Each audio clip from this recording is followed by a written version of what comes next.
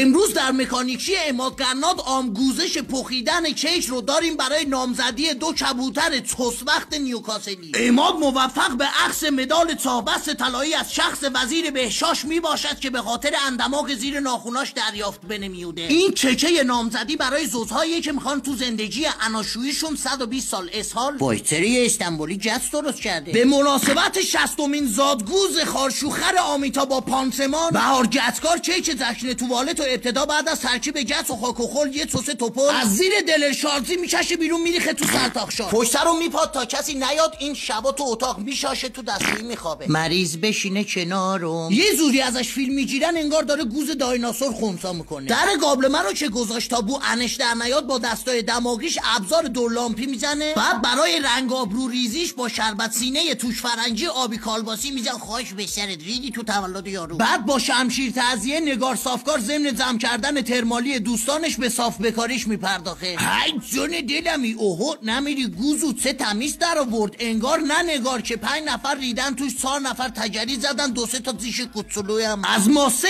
ساحل محمود آباد بمبئی هم واسه تزیینش رو خامه پیپی شکلا میپاسه و هپی برزدی گوزو. خداحافظ.